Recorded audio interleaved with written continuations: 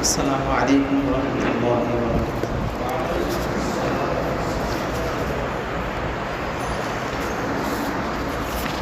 الحمد لله نحمده ونستعينه ونستغفره ونعوذ بالله من شرور أنفسنا ومن سيئات أعمالنا. من يهده الله فلا مضل له ومن يضلل فلا هادي له. ونشهد أن لا إله إلا الله وحده لا شريك له ونشهد أن محمدا عبده ورسوله. أما بعد فقد قال الله تبارك وتعالى في كلامه المجيد. بسم الله الرحمن الرحيم. يا أيها الناس إنا خلقناكم من ذكر وأنثى وجعلناكم شعوبا وقبائل لتعارفوا إن أكرمكم عند الله أتقاكم. আল্লাহ তাআলার শুকরিয়া যে আল্লাহ তাআলা আমাদেরকে সমস্ত মাখলুকাতের মধ্যে এক শ্রেষ্ঠ মাখলুক মানব জাতি হিসেবে সৃষ্টি করেছে। আর মানব জাতি হলো এমন এক জাতি যারা সমাজ ছাড়া, পরিবেশ ছাড়া বাঁচতে পারে না। মানবের জন্য পরিবেশ লাগবে, পরিবেশ ছাড়া একাকী কোনো মানুষ বাঁচতে পারে না। আর এই পরিবেশ, সমাজের মাধ্যমেই মানুষের জীবন পরিপূর্ণতা পায়। তাহলে মানুষের জন্য আমাদের জন্য জরুরি হলো সমাজ ছাড়া আমরা বাঁচতে পারি না। আর যখন আমাদের জন্য সমাজ প্রয়োজন, তো এই সমাজের জন্য কিছু মূল নীতি, কিছু কাওয়ানিন, নিজাম জরুরি। কাওয়ানিন ছাড়া, নিজাম ছাড়া সমাজ চলতে পারে না। কেন জরুরি? জরুরি এই জন্য যে মানুষ যদি সমাজের মধ্যে শৃঙ্খলা, ন্যায় নীতি, পারস্পরিক সহযোগিতা এগুলো যদি আমরা কামনা করি, তাহলে আমাদের অবশ্যই কিছু নিয়ম নীতি থাকবে। তো এখন কথা হলো যে সমাজ নিয়ম নীতি নিয়ে চলবে। এই নিয়ম নীতিটা কিসের নিয়ম নীতি হবে? কোনো মানব রচিত নিয়ম নীতি, না কুরআন এবং হাদিসের আলোকে নিয়ম নীতি হবে? আমরা দেখি যে কুরআন এবং হাদিসের আলোকে নিয়ম নীতি হওয়া জরুরি। মানব রচিত কোনো নিয়ম নীতি, রুলস এগুলো দিয়ে সমাজ চলতে পারবে না। কেন? কারণ হলো আমাদের হাওয়াসায়ে খামসা বা পঞ্চ ইন্দ্রিয় শক্তি যেটাকে বলি, খুব সীমাবদ্ধতার মধ্যে রয়েছে। আমাদের হাতের শক্তি, দৃষ্টি শক্তি, শ্রবণ শক্তি, এই প্রত্যেকটা জিনিসই একটা সীমাবদ্ধতার মধ্যে থাকে। হাত, আমরা নিজেদের হাত দিয়ে কতক্ষণ কাজ করতে পারবো? একটা সময় পরে হাত অবশ হয়ে যাবে, দুর্বল হয়ে যাবে। আমার অবশ্যই বিশ্রাম করতে হবে, ক্লান্তি দূর করতে হবে। পা দিয়ে কতক্ষণ হাঁটতে পারবো? একটা সময় পরে ক্লান্ত হয়ে যেতে হবে, বসতে হবে, বিশ্রাম করতে হবে।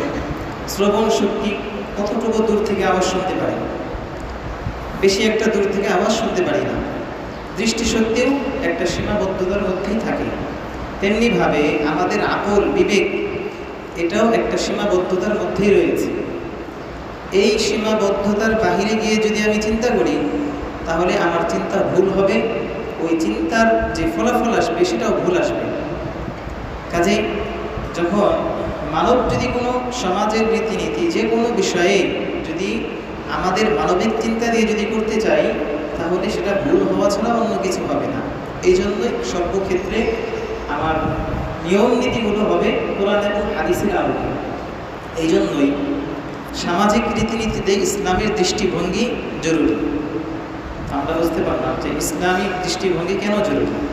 সামাজিক রীতিনীতিতে ইসলামিক দৃষ্টিভঙ্গি এই জন্য জরুরি যে মানব রচিত যদি দৃষ্টিভঙ্গি হয়, নীতি হয়, রীতিনীতি যদি হয়, তাহলে সেটা যথার্থ হবে না, সেটা ভুল হবে। মানুষ সঠিক জায়গায় পৌঁছতে পারবে না, সঠিক সিদ্ধান্ত নিতে পারবে না। যেরকমটা আমরা বাস্তব সমাজে দেখি, পশ্চিমা বিশ্বে দেখি, তারা নিজেদের মতো করে কিছু নিয়ম নীতি তৈরি করেছে। তারা যাকে স্বাধীনতা দেওয়া প্রয়োজন না, তাদেরকে স্বাধীনতা দিয়েছে। যাকে স্বাধীনতা দেওয়ার প্রয়োজন, তাকে স্বাধীনতা দেয় নাই। ফলে এত বিপরীত হয়েছে। তো মানব রচিত, মানব আকল দিয়ে এটা নির্ধারণ করা যায় না। এটা করতে হবে কোরআন এবং হাদিসের আলোকে।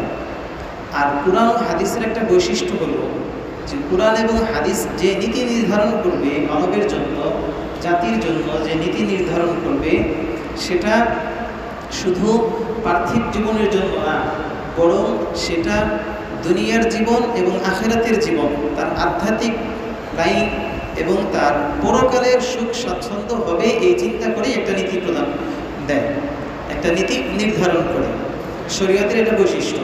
ইসলামের বৈশিষ্ট্য হলো আল্লাহ তাআলা যখন কোনো নীতি নির্ধারণ করবেন, কোনো নিয়ম দিবেন আমাদেরকে, এই নিয়মে যেন আমাদের দুনিয়ার জীবনও সুন্দর হয় এবং আখিরাতের জিন্দেগিও যেন সুন্দর হয়। উভয় জিন্দেগি সুন্দর হওয়ার জন্য একটা নীতি দিবেন। শুধু পার্থিব লাভ হবে এই জন্য কোনো নীতি নির্ধারণ করবেন না, দিবেন না। তো মানব সভ্যতা, সামাজিক যে রীতিনীতি, এটার মৌলিক তিনটা বিষয় আছে। এক নাম্বার বিষয় হলো ব্যক্তিকেন্দ্রিক। 2 নাম্বার বিষয় হলো পরিবার। 3 নাম্বার বিষয় হলো পারস্পরিক সহানুভূতি। আবারও বলি যে মানব সভ্যতা অথবা সামাজিক রীতিনীতি যেটাই বলি, তো এটার মূল ভিত্তি হলো 3টি জিনিস। 1 নাম্বার হলো ব্যক্তি, 2 নাম্বার হলো পরিবার, 3 নাম্বার হলো পারস্পরিক সহানুভূতি বা ভ্রাতৃত্ব বন্ধন। আমরা আগে বুঝি ব্যক্তির মধ্যে কেন বললাম? সমাজ তো হলো অনেক মানুষ নিয়ে যেটা গঠিত হয়। তো ব্যক্তি এই জন্য প্রয়োজন, কারণ সমাজের প্রত্যেকটা ব্যক্তির মধ্যে যদি ভালো গুণ না থাকে, ভালো বিষয়গুলো না থাকে, তাহলে ভালো কিভাবে বাস্তবায়িত হবে? তো আগে নিজের শিখ হইতে হবে। তো ব্যক্তিত্বের ক্ষেত্রে ইসলামী সামাজিক রীতিনীতি ও সৌন্দর্য এটা কীভাবে ফুটে উঠবে? কয়েকটা বিষয় উল্লেখ করা হচ্ছে। এক নাম্বার হলো আমাদের ব্যক্তির মধ্যে আমাদের মাথা থেকে নিয়ে পা পর্যন্ত প্রত্যেকটা ক্ষেত্রেই আল্লাহ তাআলা আমাদের কিছু কাওয়ানিন, নিজাম, কিছু নিয়ম নীতি দিয়েছেন। প্রথমে আমরা দেখি দৃষ্টি। আমাদের চোখ দিয়েছেন আল্লাহ তাআলা। এই চোখের সঠিক ব্যবহার আমরা কিভাবে করব? চোখের সঠিক ব্যবহার কোনটা এবং কোনটা না, আল্লাহ তাআলা কোরআনের মধ্যে স্পষ্ট ভাষায় বলে দিয়েছেন। কুল্লিল মুমিনিনা ইয়াগুদ্দু মিন আবসারিহিম ওয়া ইয়াহফাযু ফুরুজাহুম।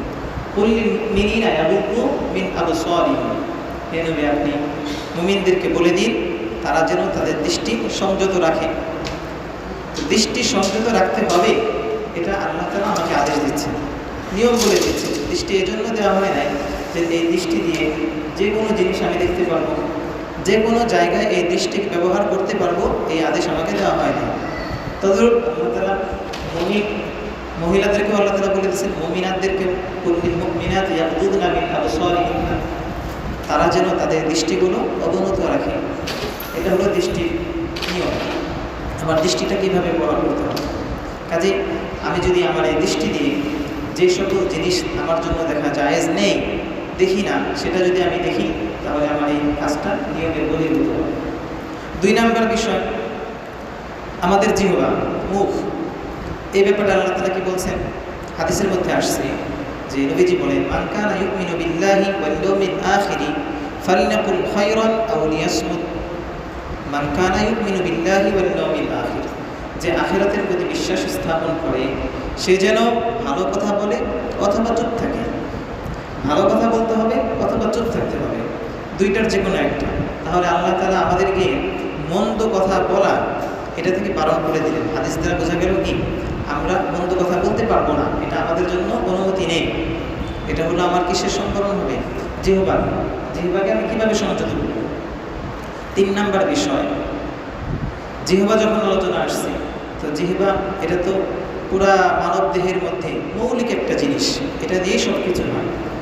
কোনো হাদিসের মধ্যে আসছে যে ব্যক্তি জিহ্বাকে হেফাজত করতে পারবে এবং তার লজ্জাস্থানকে হেফাজত করতে পারবে, তার জন্য হুজুর সাল্লাল্লাহু আলাইহি ওয়াসাল্লাম তার দায়িত্ব নিয়ে নেবেন। তো হাদিসের মধ্যে আসছে যে যখন আমরা একজন আরেকজনের সাথে কথা বলবো, কথা বলার আগে বা শুধু দেখা হলে কি করতে? তাবাসসুমুকা ফি ওয়াজহি আখিকা লাকা সাদাকাতুন। হাদিসের মধ্যে আসছে যে আমি যখন কথা শুরু করব, কারোর সাথে মত বিনিময় করব, তখন আমার যে হাসি, মুখ দিয়ে আগে হাসি দিয়ে কথা শুরু করা, কথার মধ্যে হাসি রাখা, এটাও কি আমার জন্য সাদকা, এটা একটা দান। আমি আমার কর্মচারী আছে, বাসার লোকজন আছে, তাদের সাথে আমি কি রুল ভাষায় কথা বলি না হাসি দিয়ে আমার মুখ হাস্যোজ্জ্বল থাকে, কীভাবে কথা বলি? এটাও আল্লাহ রাসূল শিখিয়ে দিচ্ছেন। তাবাসসুমুকা ফি ওয়াজহি আখিকা লাকা সাদাকাতুন। একজন ভাইয়ের সাথে কথা বলার ক্ষেত্রে আমার চেহারায় হাসি ফোটা, এটা কি সদকা। তো দৃষ্টি, জিহ্বা, হাসি, তিনটি, আমার মুখ, মাথা এতটুকুর মধ্যে। এরপরে আসে আমাদের মাথার চুল, এই ব্যাপারে কোনো নির্দেশনা আছে কিনা? কোরআন এবং হাদিস সুন্নতের আলোকে দেখি। হাদিসের মধ্যে আসছে মান কানা লাহু শা'রুন ফালইউকরিম, চুল রাখি, মাথায় যদি চুল থাকে তাহলে সেই চুলের আমার কি করতে হবে? যত্ন নিতে হবে। চুল রাখার বিষয় যখন আসলো, তো আমরা আমাদের সমাজে দেখি আমার চুল, ব্যক্তিগত চুল, এটা কিভাবে রাখি? নবীজি যেভাবে রেখেছেন সেটা যদি রাখি তো এটা ঠিক আছে, তাহলে সুন্নত হবে। আর যদি আমি এই ক্ষেত্রে আমার এই নীতিকে, নবীজির নীতিকে যদি আমি ফলো না করে বরং পশ্চিমা সভ্যতা বা অন্য কোনো বিধর্মী সভ্যতাকে গ্রহণ করি, যেরকমটা আমাদের মুসলমানদের মধ্যে প্রায়ই দেখা যায়, এবং এই ব্যাপারে একজন নামাজি ব্যক্তি 5 ওয়াক্ত নামাজ পড়ি, কিন্তু এই বিষয়টা একটু চিন্তা করি না যে আমার মাথার মধ্যে নবীজির সুন্নত, নবীজির নীতিটা আছে কিনা, আদর্শ আছে কিনা। কোরআনের মধ্যে আল্লাহ তাআলা বলছেন লানাসফা'আন বিন-নাসিয়া নাসিয়াতিন কাযিবাতিন খাতিয়া। নাসিয়া বলা হয় যে মাথার সামনের যে অগ্রভাগের যে চুলগুলো থাকে সেগুলোকে বলে নাসিয়া। তো এই নাসিয়াত হলো, এটা শুধু আমাদের এই যুগে না, বরং জাহিলি যুগেও যারা বসবাস করেছে নবীজির সময়ও, তারাও সামনের চুল বড় রাখত, তাদের সভ্যতা ছিল। এটা কোনোদিন একজন মুসলমানের সভ্যতা হতে পারে। সাহাবায়ে কেরাম, নবীজি সাল্লাল্লাহু আলাইহি ওয়াসাল্লাম হয়তো মাথায় চুলই থাকতো না, যদি চুল রাখতেন তাহলে সেটা হয়তো সমান হতো, বাবরি হতো, যে পর্যন্ত রাখা একবারে এত বেশিও না যে মহিলাদের সাদৃশ্য হয়ে যায়, বরং নির্দিষ্ট পরিমাণ, কাঁধ পরিমাণ, কানের লতি বরাবর এই পরিমাণ করে বাবরি রাখা। কিন্তু যারা অমুসলিম, বিধর্মী, তাদের মতো করে সামনে চুল বেশি রাখা, পিছনে কম রাখা, বিভিন্ন ধরনের আকৃতি করা, যার কারণে একটা চেহারার আকৃতি নষ্ট হয়ে যায়। আর এটা হাদিসের মধ্যে নিষেধ আসছে যেন আমাদের যে আকৃতি আল্লাহ তাআলা দিয়েছেন সেই আকৃতি যেন আমরা নষ্ট না করি। তো আমার চুলের সৌন্দর্য। এরপরে আরেকটা বিষয় হলো আমাদের হাত, মাথা, চেহারা, জিহ্বা, এরপরে হাত। হাত এর ব্যাপারে হাদিসের মধ্যে আসছে আল ইয়াদুল উলিয়া খায়রুম মিনাল ইয়াদিস সুফলা। ছোট্ট কথা, হাদিসের এই ছোট্ট কথার মধ্যে অনেক কিছু চলে আসছে। আল ইয়াদুল উলিয়া খায়রুম মিনাল ইয়াদিস সুফলা, যে উঁচু হাত, উঁচু হাত মানে কোন উঁচু হাত? যে হাত যখন কোনো হাত দিয়ে দান করা হয় তার হাতটাই কি থাকে? উপরে থাকে, আর যে দান গ্রহণ করে তার হাতটা নিচে থাকে। তো দেখেন এখানে বলা হয়েছে উঁচু হাত। উঁচু হাত মানে যে হাতটা যে কোনো ভালো কাজে সে উঁচু থাকতে পারে, ব্যাপকভাবে বলা হয়েছে, দানের ক্ষেত্রেই না শুধু। আর যদি দান করে তখন তো উঁচু থাকে, এই হাতটাই হলো উত্তম।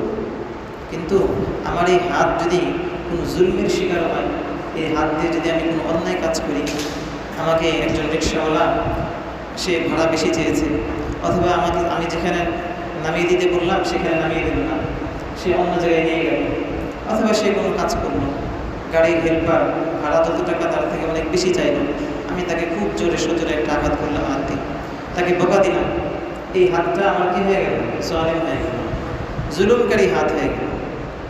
তো এই হাতটা যেন জুলুমকারী না হয়, হাত যেন খায়ের, কল্যাণ করা হয়, এই জন্য হাদিসের মধ্যে আল ইয়াদুল উলিয়া খায়রুম মিনাল ইয়াদিস সুফলা। এরপরে 5 নাম্বার বিষয় হলো পোশাক পরিচ্ছদ। পোশাকগুলো কেমন হবে? কোরআনের মধ্যে আসছে ইয়া বানি আদম قد أنزلنا عليكم لباسا يواري سوآتكم وريشا। পোশাক এমন হইতে হবে যে পোশাক দিয়ে আমি আমার লজ্জা স্থানকে ঢাকতে পারি, আমি আমার চেহারা, আমি আমার শরীরকে ঢাকতে পারি, যেটা দিয়ে আমি পর্দা করতে পারি। তো এই পোশাক যদি আমার শরিয়া মোতাবেক হয়, ইসলামী মোতাবেক যদি হয়, কোরআন এবং সুন্নাহর আলোকে হয়, তাহলে তো বাস আমার জন্য এটা উত্তম। আর যদি এটা না হয় তাহলে এটা আমার জন্য ক্ষতিকর হবে। শুধু একজন পুরুষের পোশাক নয়, বরং প্রত্যেকটা ব্যক্তি, পুরুষ এবং নারী উভয় পোশাকের ক্ষেত্রে বিস্তর হাদিস, বিশদ আলোচনা আসছে হাদিসের মধ্যে। কী পোশাক পরিধান করবে, কতটুকু ঢাকবে, কতটুকু ঢাকতে হবে, বাধ্যতামূলক, এই ব্যাপারে লম্বা আলোচনা আসছে, সময় স্বল্পতা, শুধু শিরোনামগুলো বলা হবে। 6 নম্বর হলো পা।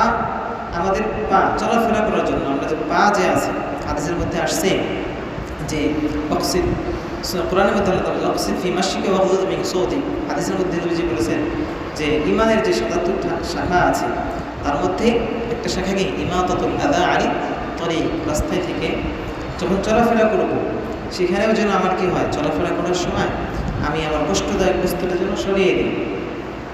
তো চলাফেরা করার ক্ষেত্রেও একটা নিয়ম নীতি, মূল উদ্দেশ্য হলো যে ব্যক্তি ক্ষেত্রে ব্যক্তিকেন্দ্রিক ইসলাম আমাকে প্রত্যেকটা অঙ্গের জন্যই একটা মূলনীতি দিয়ে দিয়েছে।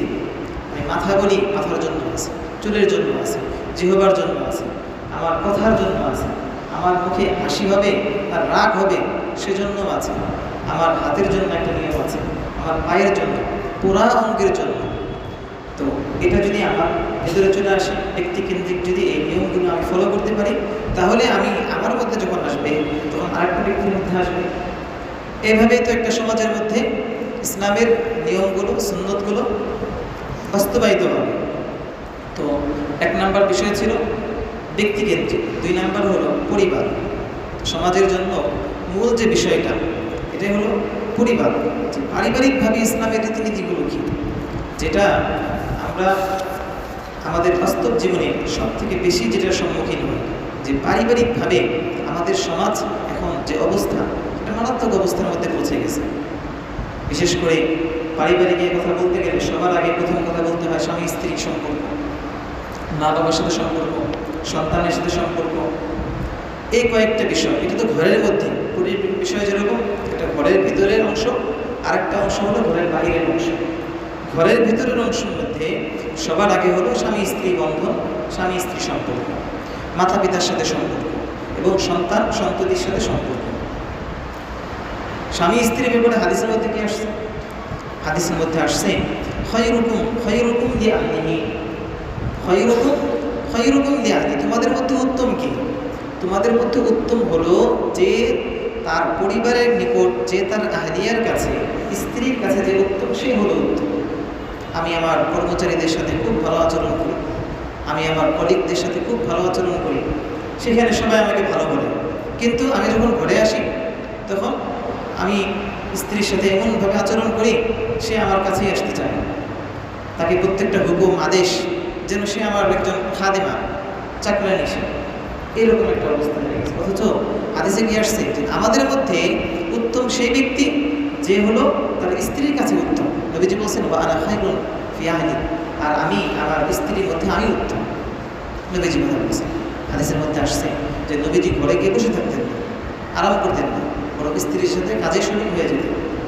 তো পরিবারের প্রথম কথাটাই আসে স্ত্রী সন্তান, স্ত্রী আমার পরস্পর সম্পর্ক, যার কারণে আর সমাজের মধ্যে যে এই যে একটা স্ত্রী থাকা সত্ত্বেও পরকীয়ার সম্পর্ক, এটা এত ব্যাপকতা, এটা আমরা এই ইসলামিক গণ্ডিতে থাকার কারণে এতটা বুঝি না। কিন্তু বাহিরের অবস্থা দেখি যে প্রত্যেকটা ঘরের মধ্যে সে স্ত্রী রেখে ভিন্ন মহিলার কাছে সময় কাটাচ্ছে, স্ত্রী সে তার নিজের স্বামী রেখে ভিন্ন পুরুষের সাথে সময় কাটাচ্ছে, এটাকে কোনো বিষয়ই মনে করছে। অথচ এটার কারণে, এই সম্পর্ক নষ্ট হওয়ার কারণে, স্ত্রীর বন্ধন ঠিক না থাকার কারণে পরিবারের সন্তানগুলো নষ্ট হয়ে যাচ্ছে। এখান থেকে যে এমনও হতে পারে স্ত্রীর সাথে বিশদ আলোচনা, এখানে স্বামী স্ত্রী এরকম তো আছে যারা স্ত্রীর সাথে একটু ঝগড়া হয়েছে তো তালাক দিয়ে দিছে, একদম মুখে কথার কথায় তালাক দিয়ে দিল, 3 তালাক, 14 তালাক, গোষ্ঠী সূত্রে তালাক দিয়ে দিল, তালাক হয়ে যাবে। তালাক এমন কোনো বিষয় না যে এটা আমি যখন একদম স্বজ্ঞানে ইচ্ছা করে সবাইকে নিয়ে বসে তারপরে দিলাম তখন হবে, এরকম না। মুখে বললাম, আমার রাগ হয়েছে, রাগ অবস্থায় বললাম, তালাক পতিত হয়ে যাবে। তালাক হয়ে গেল, স্ত্রী হারাম হয়ে গেল, আবার 2 দিন পরে পরস্পরের সম্পর্ক হয়ে গেল, ভালো লাগলো, এবং শয়তান এটাকে আরও সুসজ্জিত করে দেয়। তারপরে যে সম্পর্ক হলো, এই সম্পর্কটা কি হালাল সম্পর্ক না হারাম সম্পর্ক? হারাম সম্পর্ক। তাহলে নবীজি বললেন যে স্ত্রীর মধ্যে ভালো থাকা, স্ত্রীর কাছে ভালো হওয়া, এই বিষয়টা কত গুরুত্বপূর্ণ। একটা সম্পর্ক যদি জেনার সম্পর্ক হয়ে যায়, সন্তানগুলো কি সন্তান আসবে? ভালো সন্তান আসবে। আর সেই সন্তান কি আলেম হতে পারবে? সে ইসলামের খেদমত করতে পারবে? কোনোদিনও পারবে না। অথচ মানুষ জানবে, সমাজ জানবে আমাদের মধ্যে বৈবাহিক সম্পর্ক আছে, অথচ বাস্তবে কি তাদের মধ্যে বৈবাহিক সম্পর্ক নাই। এই ভুলের মধ্যে আমরা শত শত ব্যক্তি পতিত আছি আমাদের দেশের মধ্যে, সমাজের মধ্যে। তো 1 নম্বর বিষয় হলো কোরআনের মধ্যে আল্লাহ তাআলা এই জন্য ব্যাপক আলোচনা আনছেন। এটা তো সূরা নিসা নাযিল করেছেন, সূরা নিসা। এই নিসাটা হলো, নিসা শব্দের অর্থ মহিলা। আল্লাহ তাআলা এই ব্যাপারে লম্বা বয়ান করেছেন উম্মত, এই আল্লাহ তাআলা বান্দাদের জন্য, সকলের জন্য। আর 2 নম্বর বিষয় হলো পারিবারিকের মধ্যে সন্তান সন্ততি। আমার সন্তান সন্ততি কেমন হবে, কোন পথে চলবে তারা, তাদের দিক নির্দেশনা আমি কী করব। সন্তান কোরআনের মধ্যে আল্লাহ বলেন, ইয়া আইয়ুহাল্লাযীনা আমানু কু আনফুসাকুম ওয়া আহলিকুম নারা, কু আনফুসাকুম নিজে বাঁচো, ওয়া আহলিকুম নারা এবং তোমার আহলকেও তুমি বাঁচাও, জাহান্নামের আগুন থেকে বাঁচাই দাও। তো সন্তান সন্ততি, আমার সন্তানগুলো তারা সঠিক পথে চলছে কি চলছে না, এটা আমাদের অবশ্যই খেয়াল রাখতে হবে। যদি খেয়াল না রাখি, আমি যদি ছেড়ে দিই, এই আমাদের বর্তমান সমাজের মধ্যে সমাজকে নষ্ট করার জন্য সব থেকে যে ভয়াবহ যে বিষয়টা, সেটা হচ্ছে স্মার্টফোন। সন্তান একদম পিচ্চি বাচ্চা সন্তান, এই সন্তানটা খানা খায় না, তাকে খানা খাওয়ানোর জন্য ফোন হাতে দিয়ে দিই, সে ফোন দেখে খানা খেতে থাকে। এই বাচ্চাটা কথা শুনে না, ধরে রাখতে হবে, বাইরে চলে যাবে, বাবা মা কীভাবে রাখবে, ফোন দিয়ে রাখবে। এইভাবে এই সমাজটা এত নষ্ট হয়ে যাচ্ছে, এই অল্প বয়সের বাচ্চাটাই ধীরে ধীরে আস্তে আস্তে আস্তে আস্তে তার মধ্যে খারাপ বিষয়গুলো ঢুকে একসময় সে একটা এই সমাজের মধ্যে, এই সমাজের একজন ক্যান্সার হিসেবে দাঁড়িয়ে যায়। গেমস খেলতে খেলতে খেলতে খেলতে নেশা হয়ে যায়। আমরা আমাদের সমাজের মধ্যে কেউ যদি মাদক সেবন করে, মদ যদি পান করে, আমরা বলি যে সে নেশাগ্রস্ত, বলি। কিন্তু একটা সন্তান যদি গেমস খেলতে খেলতে তার মধ্যে নেশা চলে আসে এবং সে নেশাগ্রস্ত হয়ে যায়, তার চেহারা দেখলে সবাই বলতে পারবে সে নেশাগ্রস্ত। কিন্তু এই মাদক সেবন না করার কারণে আমরা এটাকে বলি না এটা সে নেশাগ্রস্ত না, অথচ তার জন্য বড় চিকিৎসা দরকার। মাদক সেবনের জন্য, সেবনকারীর জন্য যেরকম চিকিৎসালয় আছে, সেবা দরকার, তার জন্য আরও বেশি সেবা দরকার। যে ছেলেটা আমাদের কাছে, কত ছেলে আসে, কত সন্তান আসে, আমরা দেখলে বুঝতে পারি যে এই ছেলেটা নেশাগ্রস্ত হয়ে গেছে। কিসের নেশা? তার ফোনের নেশা হয়ে গেছে। সেই ফোন ছাড়া 1 সেকেন্ড থাকতে পারবে না, 1 দিন থাকতে পারবে না। তাহলে এটাও তার মধ্যে একটা নেশা।